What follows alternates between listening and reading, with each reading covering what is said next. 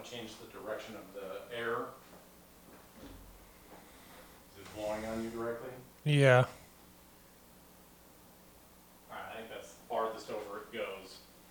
I still feel it directly on me. No. Might be time for a sweater then. Yeah. Also, we're going to have to dick with this thing again. So, when I upped the volume last time, it upped the output volume, but not the input volume. So, figure if I mess with it like 5 times in a row, maybe I'll get it right. This little nub of chalk is making it difficult to write. Start writing your halves as like an actual half rather than a 0.5. Because technically it's supposed to be stars, so 2.5 stars, 3.5 stars rather than 3.5 stars. Does it really matter? Welcome to the Desert Lair, episode 13. I'm Dustin, a functional misanthrope. Dylan's here. He's a mostly functional nerd. So this is the third episode in our series here of Lone Wolf and Cub, so we'll talk about the last 2 movies. Before we do that, we'll get to the news. First thing I saw, a game called Clair Obscure, Edition 33. I don't know if you saw anything about that. I saw a couple streamers playing it. Looks like it's doing pretty well. It's a turn-based RPG, so it looks a lot like a Final Fantasy game, in my opinion. Yeah, that's the impression I got. Yeah, so it's not really up your alley, right? It's probably not a game you would play. Not really. I mean, that type of combat isn't really for me. It looked interesting. A lot of people liked it. It's got a lot of good reviews, so I'll try and check it out in, I don't know, a decade when I have enough time to finally get around to it. World of Warcraft says they're getting a 1-button option that will automatically cast the ideal next spell. So it's kind of like an add-on, I guess. It determines based on your build what the ideal next spell is. You can hit a button, or you can set it up to literally just cast it for you. I feel like at a certain point, it's like, is macro playing the game for you, or are you? Yeah, like we've just become Chinese gold farming bots at this point. So one of the things they do talk about is that a lot of these end game raids and a lot of these instances and stuff, they've designed in such a way that you have to use add-ons. And I assume a lot of people who have played for a long time already play like that. There's all kinds of stuff to help you, UI stuff, collect, whatever. But the problem is, he said, it's kind of an issue because when we play tested this stuff, people use these add-ons and then complained it was too easy. And then instead of us trying to redesign it so they can't use the add-ons to make it easier, we just added these more complex mechanics. So there's some of these in-game raids where essentially you have to have the add-on or it's just too difficult. Did you use any add-ons or any extra stuff when you played WoW? Yeah, but I mean, I wasn't really into the high-level raid stuff. It was an interesting thing they're coming up with. Like you said, at a certain point, is the macro playing the game for you? And do we really need to design stuff that's so difficult that it requires an external add-on in order to functionally play it? If you don't design it for that, it just becomes so incredibly easy that everyone, even remotely good at the game, is going to complain because it's like, this isn't even worth doing anymore because it's so easy. It's an interesting conundrum, but part of that was them talking about the 1-button thing that automatically chooses the best spell for you. On the one hand, though, it does help out people who are maybe just not good at the game. I remember playing MMOs, and you, especially if you're pugging it and you get into a group with people, and every once in a while I get the guy who just sucks. It's frustrating. So at this point, tell someone like, turn on the macro, let the macro play the character for you. And then until you get better or until you figure out what the hell's going on or, learn to play your class or whatever it happens to be, like just let the macro play for you. That's all I had. Did you see anything? I saw something about Space Marine 2 where someone modded the game to have 12-player co-op, which just breaks the game. So they're like, well, now we're going to add like 12-player bosses to the game just for our mod because it doesn't balance, it has 0 balance because you're only supposed to have 3 people in a party. But they're like, well, we made it so you can add 12. And now we're going to start doing raid level boss battles for 12 people. I'm like, and people who make the game were like, absolutely, go right ahead. We fully endorse what you're doing. So that was cool. Yeah, that is cool that they're endorsing that. To me, I was always like, how can we get these smaller? The less people I need, because unless you have a giant raiding guild and you got to schedule time to get on with 11 other people, it's kind of a pain in the ass. So I like the smaller 3-man type content. Anything else? No. All right. So before we get into Lone Wolf and Cub, I watched FP4 EVs. Again, I only watched this one with the commentary track. I think I did like this movie a little better than the third one, but not enough to raise the score any. Still 1.5 stars. I'm not the audience for these movies from 2 to 4. I don't regret buying the collection just for the first movie, essentially. I don't think it was really that much more expensive. Next movie I watched, this was another one of the Columbia classics. It Happened in One Night from 1934. Again, 4K transfer looks excellent. This is a romantic comedy, one of the early examples of the screwball comedy genre. It's viewed as one of the greatest films ever made. It's also one of only 3 films, along with One Flew Over the Cuckoo's Nest and Silence of the Lambs, to win all 5 major Academy Awards. Best Picture, Best Director, Best Actor, Best Actress, and Best Adapted Screenplay. There is time period specific stuff, but it still holds up. It's still funny, and it's a good example of where a lot of modern day romantic comedy tropes and all this stuff came from, right? It's a good early example of that. Also, the main character, who's played by Clark Gable, man, the pencil mustache thing is horrible, but his character very likely inspired the character of Bugs Bunny. The unpublished memoirs of animator Friz Freleng mentioned that this is one of his favorite films.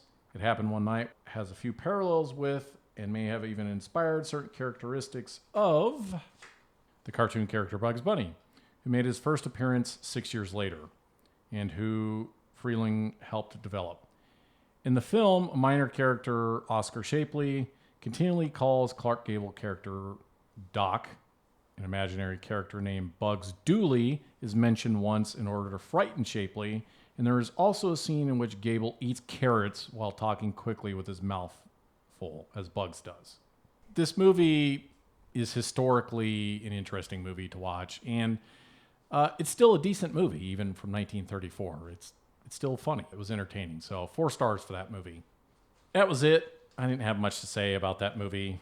Getting on to the Lone Wolf and Cub movies here. The 5th movie in the series, Baby Cart in the Land of Demons. The movie starts out and he's like walking around through the forest, walking by this waterfall, and he sees this guy who's wearing a mask or a cloth over his face that has a depiction of the demons, which is a signal that he's looking for him. He asks like if he wants to hire him as an assassin, then he attacks him, and Ito fatally stabs him, essentially. So as he's dying, he tells him, "We want to hire you as an assassin. We sent out 16 of our best men, and you have to fight 5 of them in order to work for us." The whole thing of what happens if you just killed the guy and he doesn't get the message. I mean, there's 15 more guys floating around, so I guess it'll get to him eventually. I guess. But I guess I'm thinking, like, how could you possibly need to test him at this point? His skills have to be legendary. He's the leading cause of death for the warrior class in feudal Japan at this point in time between these movies. Seriously. Like, I don't get it, man. Like, 3 out of every 5 guys was slain by Ito Ogami. Like, how do you still need to test him? And like, if you're sitting in on the meeting of this and they're like, "We want to hire Ito as an assassin, but we need to test him." It's like, no, we don't. I'm not sending my 5 best men to their deaths. Like, this is a stupid plan. He's killed more people than any other person in history at this point. Also, I like how the guy tells him, "You have to wear these beads for every single one of us you kill." And I'm like, if I'm Ito, like, I'm not wearing 4 fucking things of beads around my neck. One will do it. That's the whole plan. Just Who comes up with this crap? Who thought this was a good idea, honestly? Like, this guy who's murdered hundreds of people at this point, we need to test him to make sure, like, no. Can you imagine, you're one of the 16 people chosen. It's like, can I pass? Because you're just sending me to my death. Like, there's no way I can win. I'll take, like, Mount Middle of Nowhere. And, like, just pray to the gods he doesn't Yeah, like, I'm just conveniently off the road at any point in time during a normal day. Also, can none of these guys take their face mask off? Like, I don't understand why they all try and fight with the cloth over their face. He fights the next guy, and another one bites the dust by the sword throw. The next guy he fights, he falls into the fire. The fact that the guy doesn't even act like he's on fire. I was going to tell you this whole story. Could we not put him out before he tells the story like he has to literally burn to death? Can we just smack his pant leg a few times and roll him around? Like, I don't understand. The fact that it gets all the way up to his body and he hasn't acted like it hasn't hurt him at all. I'm like, dude, you have to have like nerves of steel. Burning to death is like one of the most excruciating pains you could possibly go through. I feel like you would take the extra 2 seconds to roll around and get the fire out so you can focus on what you were doing. He's like, nope, my message to this guy is more important than the most like probably excruciating pain you've ever felt in your entire life. Well, it's like you could have had a little bit longer to tell him maybe if you had put the fire out. Like, fuck, guy. The next guy wants to fight him in the water to see his sword move. And I'm like, this is Ito's signature move. You're not testing it at this point. You're committing suicide. It's like, I have to see your signature move, i.e. what you're famous for. Obviously, I'm going to live through this, right? Because that's what's gone through your head. Like, I don't want to be the guy who has to test Ito's best move. Like, what? No. Also, the swords in the water makes me cringe. If I'm Ito, like, listen, I know my signature move is in the water, and that's my best move, but can I maybe just fight you on land? Like, I don't want to rip this sword apart and try and clean every nook and cranny and dry it all out. Like, kind of a pain in the ass, man. Oil everything back up. It's a lot of work, dude. He has this cart full of weapons he uses all the time, so he has to probably reload and restock that stuff regularly. Yeah, but I mean, you're taking your sword into the water. You got to break the whole thing down, rip the hilt apart, get all the water out, or it's going to rust everywhere. The last guy tries to poison him, and I'm like, if this succeeds, what is plan B? Are you going to find another assassin that's murdered hundreds of people? I don't get it. I guess they're just like, if he dies, it's not worth the effort, so we'll find someone else. There is no one else. Are they just going to use the remaining 12 guys that didn't die to go try and finish the job? Very poor decision making in these movies. The brothel madam might be the only one who's a sane and rational person in this entire movie series. After he finally kills these guys and gets the 5 pieces of information together, he learns the Lord of the Domain likes his concubine.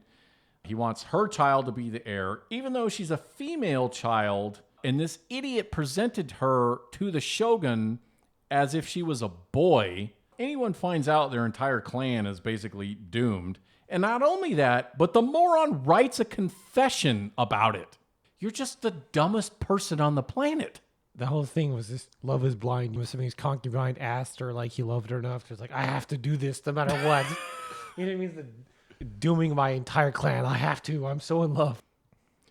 He gives this confession to the high priest, and it turns out the high priest is a Yagyu clan member, or he's working for the Yagyu clan, either way.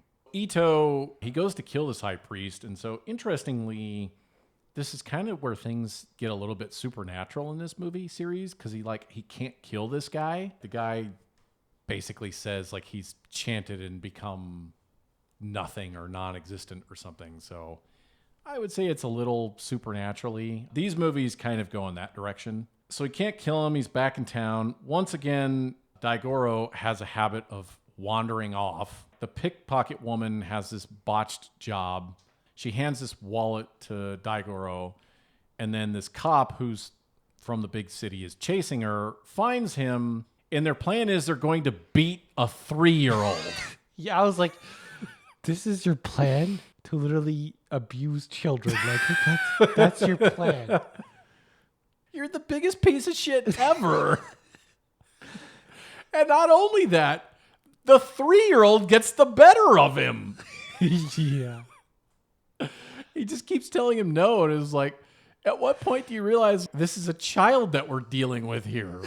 Like the normal means of interrogation don't apply to children. Like, Oh man, that whole scene is just like, what is wrong with the people in this time period?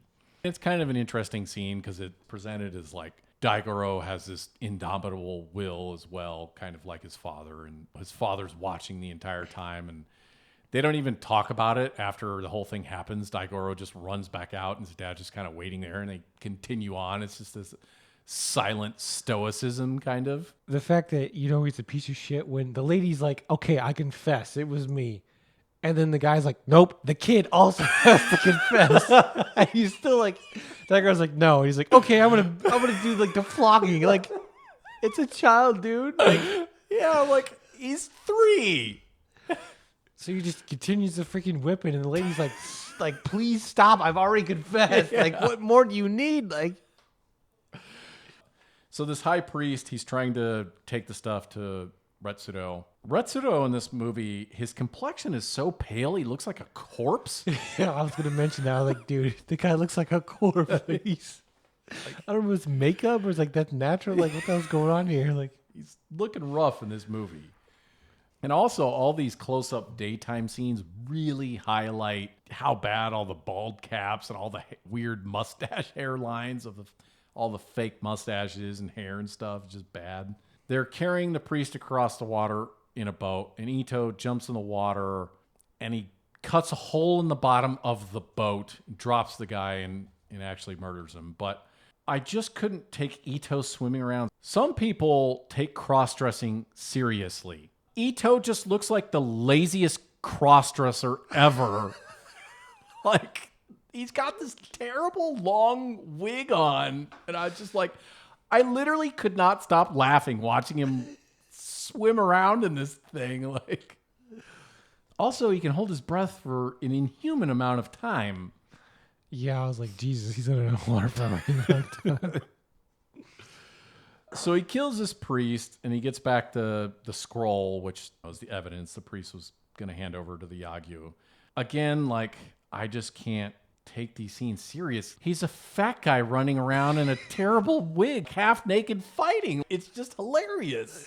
Yeah, I was like, now he gets to fight half naked against all these guys, and it's like, nope, we're not gonna stop. We're just gonna, we're so determined to kill the guy. It just looks ridiculous. God, that wig is so awful. I forget what the spear warriors are called of that clan, but they show up and they help Ito. They fight off the Yagyu clan while Ito gets away half naked with his baby cart. Then he runs into the female ninja of the clan, and she wants to kill the Lord, his concubine, and the child, because the Lord has locked up his actual male heir from his legitimate wife, because he wants the concubine's child to be the heir. And so the female ninja, even though it's her lord, she wants to make sure that her clan is going to survive. So she hires Ito to kill the lord, the concubine, and the child. They're being pursued by the Yagyu. I like how the Yagyu use their swords as mirrors in that desert scene. That seems like a legitimate tactic to blind your enemy in a bright environment. Also, the Yagyu guys throw off their straw hats again. Like, they can't have any movie without this scene of these guys dramatically throwing off their hats. Yeah, I was like, why wouldn't you just take it off and drop it on the ground? Nope, I gotta throw up in the air and make it look freaking overly dramatic for no reason. It's goofy. Like, why do we keep doing this? You're wearing a basket on your head. Ito ends up at the Domain Lord's castle, mansion, whatever it is. There's this super serious conversation going on between them. There's all this tension. Some murder is going to happen. And Daigoro and the little princess girl or whatever are just making faces at each other. Yeah, I was just like, what the hell? Like, After Ito refuses to hand over this thing, the little girl's like, kill him. A battle ensues with these masked spearmen, or he fights all these guys. Obviously, he kills them.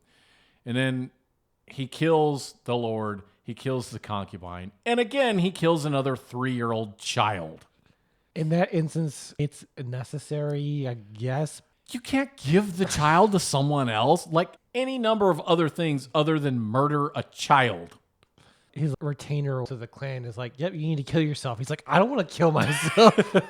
He's like, Lord, you must like retain our honor. And he's like, I don't want to do that. I'm like, pretty much he looks deadly afraid. And Ito's like, okay, I'll just kill him and act like, this is... Yeah, we'll get it done. So Ito kills them all. He's leaving and he walks across the female ninja and he sees her and he's like, oh, you've committed suicide, essentially, right? So you don't see it at first, but then she bleeds out, falls into the ocean. And I do like the shot of him rowing off in the sunset. It's pretty neat looking. That's the end of that movie. Did you have anything else you wanted to talk about with this one? No, not really. Scores? Yeah, you can go first. This one was a little slower. I'm going to give this one 3 out of 5. Again, it was a little slower. Not as much happened. There's still a lot of action in this, but... Yeah, I thought the same. Like, I gave it a 3 just because, I feel like less happened, and the ridiculous plot of sending 5 separate guys to test him. I was like, this man has absolutely proved himself at this point. The battle where he kills 100 guys, the man should be walking legend of like anyone comes by him should be like, terrified of like, I don't want to die. Period. Yeah, like you're not going to even look in his direction. Yeah, it's just, I don't understand. If we have to test it to make sure. It's like the guy killed 100 dudes by himself. Like, what more is there to test? Yeah, like... Moving on, this is the 6th movie or the last movie in this series, Lone Wolf and Cub, White Heaven and Hell. The opening scene of this movie, the shogunate has become aware that Ito is still alive. Retsudo asks, where did you hear this from? And I'm like, I don't know. Maybe word of him wiping out hundreds of people just kind of gets around.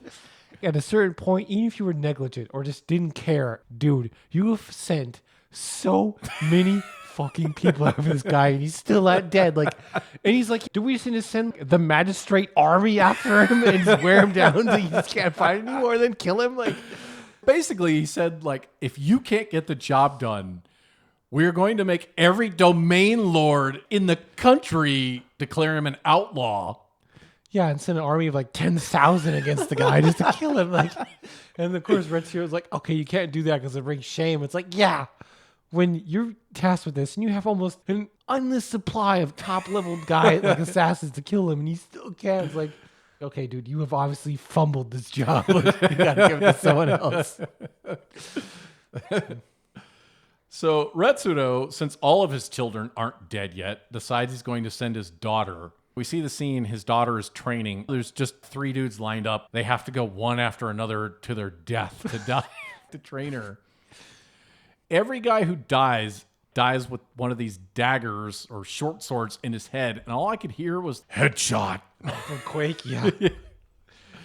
Ito and Daigoro are in town. They're paying respect to Ito's dead wife. We get a close-up of Daigoro's ass. I'm not sure if this is supposed to be funny or cute. Like, I don't know what the purpose of the shot was in the 70s, but now it just feels weird. That happened with the previous movie too, but I don't think it was a close-up though. I mean, this was a literal close-up of his ass, and like, it's fine to show him naked. It fits a time period and it falls under slice of life, so whatever. But like, why are we zoomed in on his ass? Like, the shot just doesn't translate to 2025.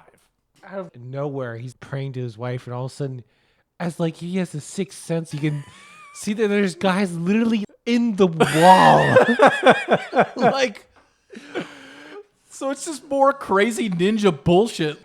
On the way to town, the Yagyu clan like sent scouts up ahead, or like he's coming and he's going to pray to his wife. That's why he's here. So let's plaster guys into the wall. Like, how long have they been there for? 12 hours? Even more so, you're a professional level guy. You're in this wall, right? You're not making a sound.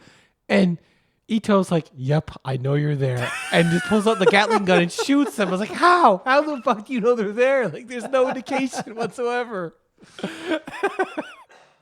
Like the wall is slightly discolored or something. Yeah, it's like, Also, what is the plan here? You're plastered into a wall. How do you even know when he gets close? Like, I don't know. he meets Retsudo's daughter. As expected, Ito kills her. Killing him would have been winning the lottery. Pretty much. Retsudo learns that his daughter died. He tries to enlist his bastard son, Hyoe, who he left out in the wilderness to die. And then he was raised by some kind of mountain clan. So understandably, he tells Retsudo, like, hey man, fuck you. We're going to kill Ito ourselves and bring honor to our own clan. We see the scene. So the guys from this clan, I forget what they're called, they were buried underground for 42 days. So they're essentially zombies at this point. Ito's walking down this road, and this woman stops and kind of talks to Daigoro or whatever, cute baby. And then all of a sudden, out of nowhere, we just see her get rocketed to death. Like, she just explodes, and Ito looks back like, what the hell's going on here? And then they come across that Candyman. Daigoro sees like his hat floating down the river, and they look at the hat. His severed arms in the hat floating down the river. That's when we learn these 3 zombie guys are killing people. Yeah, they like talk to him through the ground or something. They're like these mole men. They can burrow underneath the ground. So again, it's kind of supernaturally in these last 2 movies. Ito goes to an inn. They murder the entire inn full of people. This is a good tactic. Ito is noticeably shaken up about this. The Yagyu clan say this is the first time he's experienced fear. It's a dick move to just kill random innocent people, but honestly, at this point, nothing else has worked. At least they figured out we can't check this guy directly. What's the next best thing of making his life hell? Or you second guess talking to literally anyone because you know they're going to end up dead freaking moments later. And we see a scene where they walk by a family eating on the roadside, and Daigoro's just like staring at this rice ball or whatever the thing is, like, do not say a word to these people because if you do, they're dead. Ito ends up at an abandoned temple on the water. Someone wants to hire him, and so that's where they meet. It's a pretty neat looking set. I kind of like that abandoned temple on the water at night. It's kind of foggy, like it's pretty neat looking. So he meets this person, and it turns out it's Hyoe. He figures it out pretty easily. They try to kill him. He fends him off at the temple, and then he kind of chases him through this field, and they essentially lure him into a trap. He starts falling in this quicksand because of these mole guys. They can kill him at this point. He knows he's defeated. They're about ready to kill him, and he talks them out of it. You are to get ultimate glory doing something this Yagyu clan can do and get honor from the Shogun, and you decide not to. He wants to be legitimate. He wants to be a legitimate clan. He wants to do things legitimately, be honorable. And so Ito kind of plays to that emotion and saves himself. He was going to die. Like, he wasn't going to win at this point. He's sinking into the ground. They could have easily killed him, which this is literally the only chance really anyone has had to kill him and set him up in a trap. And is like, you squandered it due to your pride, you idiot. I guess it's the main character thing of they can't die before they're supposed to. Ito defeats this guy, and he delivers him a mortal wound. He doesn't quite die. He goes back to the castle where his father tried to get his sister to soften his heart to get him to come back to the Yagyu clan. He decides as he's dying that he wants to spread his seed. And how is he going to do that? He's going to rape his sister. I don't understand what is with the author and like deciding that it's just it's like Rape City. Yeah, like almost every movie has to have like a rape scene. Like, why? It is a rapey franchise. Retsudo busts in. He's like, what are you doing? And the daughter's like, just kill us both because we've both went the way of the beast. He kills his last 2 remaining children. The mole people are chasing Ito after he essentially killed their lord. Why are they crawling through the snow to get to Ito? Like, for miles. Can't you just walk until you get to where he's staying? Like, you need to literally crawl inches at a time? Like, how long would this take? Like, it's just kind of weird. They finally get to him after crawling a marathon, and they try and crawl under the snow, but it's too cold and it's going to freeze them, even though they're these zombified, immortal mole people. Ito hears them coming. He comes out, uses the cart, shoots them. They don't die. The movie gets kind of weird here because They don't die. They come attack him. And then he essentially kills all 3 of them simultaneously. He uses the cart to get a blade in all 3 directions and they die. I don't know if they're immortal. I haven't read the original manga, so I don't know what the plot here is, but the movie doesn't explain what's happened. He shoots them, they don't die. He kills them, or he hits them with a dagger thing, and they do die. I didn't really understand that part either. Like, why does one method work and the other one doesn't? My only assumption is that they're somehow tied together through this zombification ritual they did, and they can't die individually, but if they all die at the same time, I don't know. It's just weird. In any event, he kills these guys too. Retsudo learns that they failed, and he decides to go chase after Ito with another army of guys. So at this point, this is like the F team, because Ito has killed the A, B, C, and D teams. It was like, where are you still getting these guys at this point? And again, we see one more scene of the basket head guys all dramatically throw the baskets off their head. Just another insanely huge army. At a certain point, the Yag clan has to know this guy has like a Gatling gun. So sending a huge army is probably not a good idea, or just figure out a way to have cannon fodder, take the freaking, Yeah, the like bullets. hire some local bandits or mercenaries to just exhaust his ammo first. Yeah. This whole scene is done in the snow, so they're ninjas on skis at this point, so they're all skiing around like sword fighting and stuff. So it's kind of an interesting scene. And his baby cart is on skis. I feel like you're just like, well, what set piece have we done yet? On the snow, that's it. Yeah, well, then he hits a bunch of buttons during this thing, and the baby cart turns into like a mini armored cart kind of thing. I don't feel like he struggles with these guys nearly as much as the rest of the guys. Again, because like this is the F team at this point. I feel like the Yagu clan is like, okay, who do we have left? Sir, the A, B, C, D, and E teams are all dead. All we have left is like... We're just grabbing random accountants and like bean counters and handing them swords at this point. It's like, sir, if we send any more people to our clan, this who's your freaking like annihilation will be done. We don't have any more bodies to send to this guy.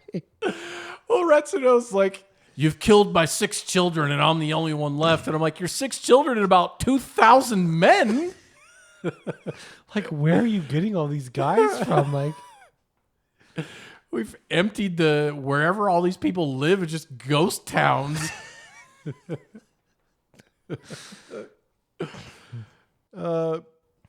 So he murders the F team. Also, I want to know what Daigoro's body count is at this point, because he's killed a fair number of people too. Got to have the highest murder count of any 3-year-old at least. your son has killed people? It's like almost 100 people now. How old is he? 3. So I found this YouTube channel. It's called Carnage Counts. And what they do is they play a movie and they count how many people die during the movie. Oh, God. Unfortunately, they only did the first 2 movies. Oh, that's depressing. Yeah, like it's a shame. It's a crying shame. Now, part of it might have just been too hard to do any of these later movies to count all the people he murders in one scene. I would have loved him to do like the 4th movie, or was the 3rd with the first third, army? I think. The 3rd movie with the first army, and then the 6th one with the next army. Like, how many guys did he kill in like one freaking like scene? It's insane. That would have made a good episode of that Carnage Count YouTube channel.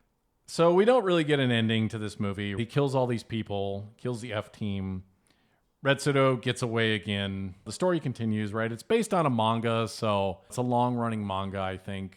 And these probably happen somewhere in the middle, so I'm not too bent out of shape that we didn't get an ending to this. It's not a big deal to me, like, whatever. My question is, you failed yet again. You have to go back to the Shogun. What are you going to tell him? My entire clan is dead. Not just his main family. It's like every single retainer, every single person of my clan is now dead. I literally is like have a handful of people left. Just to like bare bones run the freaking thing. You've given literally everything. You should have just left this alone from the beginning. You grossly underestimated this guy. Definitely. Slayer of legions. Scores, what do you score this movie? I'm gonna go with 3.5 because I really like the bigger battle scene again because it's just insane level of just showing just how awesome this guy is at killing people. I went 3.5 stars. It had a little more action, had some more stuff going on. And the snow scenes, like you said, him battling this big army in the snow and he's on skis and stuff, or they're all on skis, pretty neat. So 3.5 stars for this one. What are your overall thoughts on this series? All 6 movies.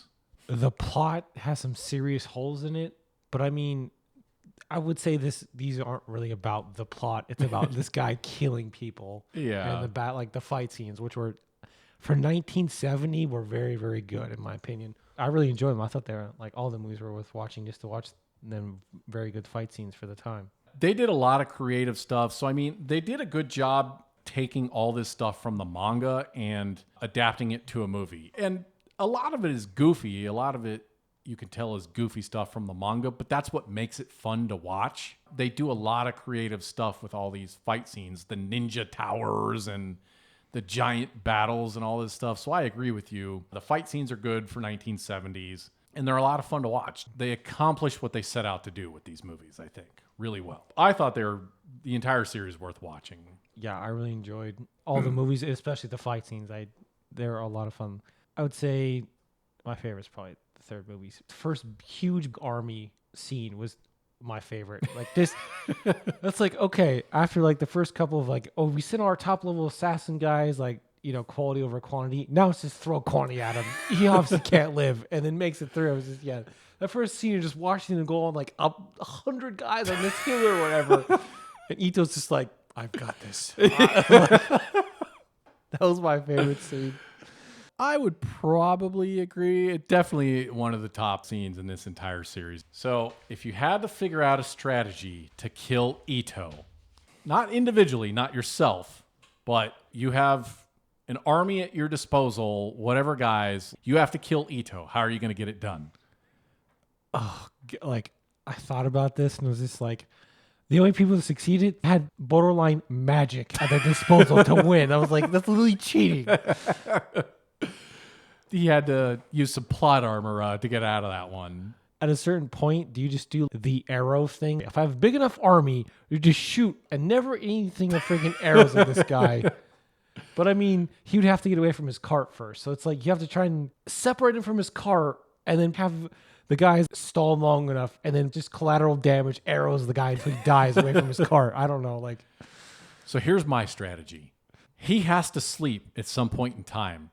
So I'm going to take my 2,000 guys, mobilize everyone, and I'm going to send 1 or 2 guys, and they're just going to follow him indefinitely. And every time he tries to go to sleep, I'm going to send 1 guy in to try and stab him to keep him awake permanently. Like after about 10 or 15 days, he has to fall asleep from just complete exhaustion, and I have enough guys. 1 guy can run in and stab him.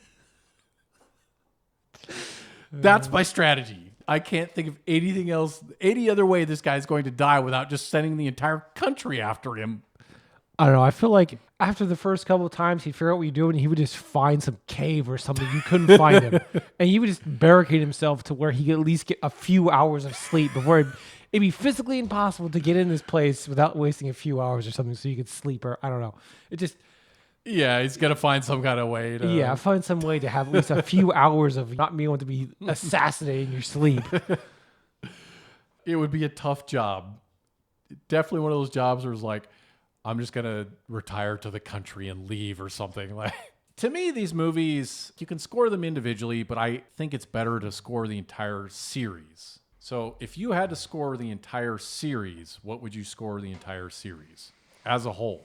I would say 3.5 overall. Like, it was good, and like the fight scenes really bring it up. The plot definitely takes a bit of a hit, and the amount of rape scenes in this are just illogical. Like, why? That definitely takes like half a star down just because of the amount of like ridiculous, over the top nonsense of rape. It's just why? I would have gave it 4, but with the plot holes and with the rape things, it goes to 3.5 to me. Gotcha. So the series as a whole, I don't think any one of the movies specifically is really that great, but the series as a whole works really well. And like To me, you should just watch all 6 of these movies together. I would definitely agree. So the series as a whole, I would give it 4 stars, especially because the Criterion Blu-ray is just phenomenal. It looks really good. They did an excellent job with it. There's a lot of cool special features on it. They have interviews with the original manga creator. I like that one quite a bit. The booklet does a really good job explaining things. They have a documentary. Criterion Blu-ray is really good. The restoration looks great with the Criterion Blu-rays. The series was just a lot of fun to watch overall. Anything else you want to talk about? No. All right, later, man. Yep.